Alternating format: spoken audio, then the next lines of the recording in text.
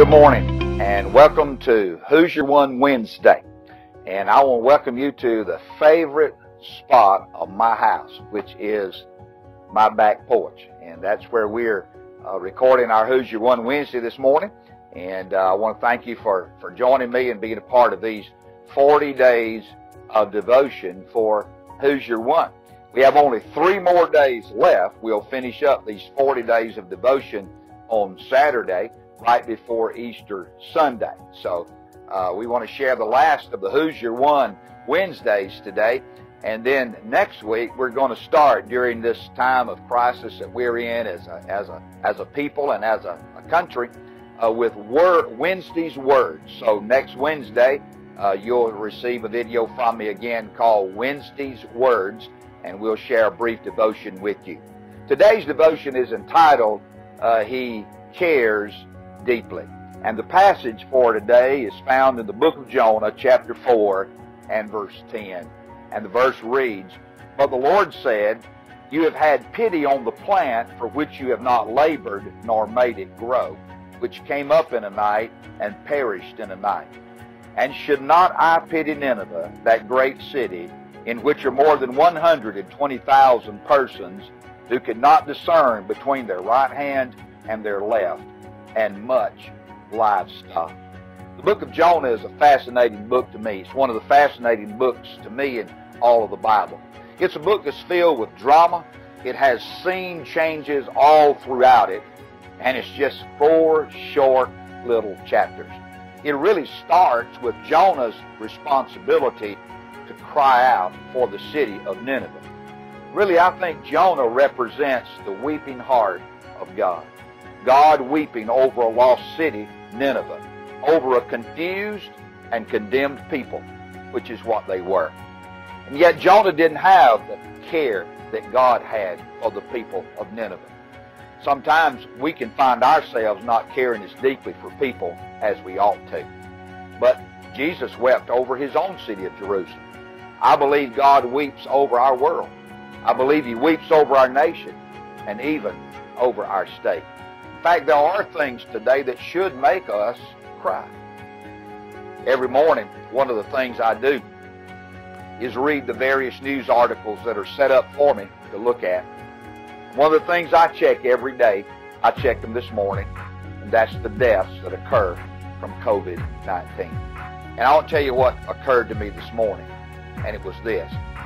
I wonder if those people were saved. I wonder if those people knew Jesus. It ought to make us cry that people all around us don't know Jesus. But sometimes, like Jonah, we cannot care as deeply for other people who are outside our circle. This story appeared on national news. It was also in the New York Times. A guy, 37 years old, 5'6" tall, 170 pounds, was on the New York subway. He was sitting there. People were coming and going, just a bustle of activity all around him, and he was dead. He had sat down in that seat, and he died. And he stayed there for 38 stops before anybody ever noticed him. Sometimes in the world that we live in, if we aren't careful, we can become cold and callous toward people who are outside. We can become like Jonah, and we can be more interested in the plant than we are in the people that are around us.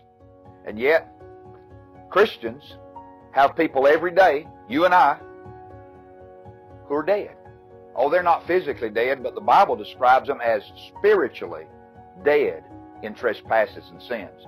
And yet, we hold in our hands and have in our hearts the power to change these people's lives. Russell Herman was 67 years old. He was a carpenter, and he died.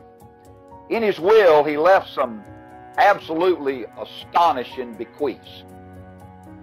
In his will, he left $2 million to the city of St. Louis. He left another $2.5 million to the state of Illinois. He left $3 billion to the National Forest System. And shocking of all, he left $3 trillion to the U.S. government to pay down on the national debt. Now, the interesting thing about his story is that Russell Herman's death, the only asset he had was a 1983 Oldsmobile. He had made astonishing promises, but yet there was nothing in the bank to back him up. God has made an astonishing promise of salvation. And guess what? He backed it up with the giving of the life of his only Son, Jesus. Why did he do that? Because he deeply cares. Lest you and I be faithful to share with our ones how much God deeply cares for them.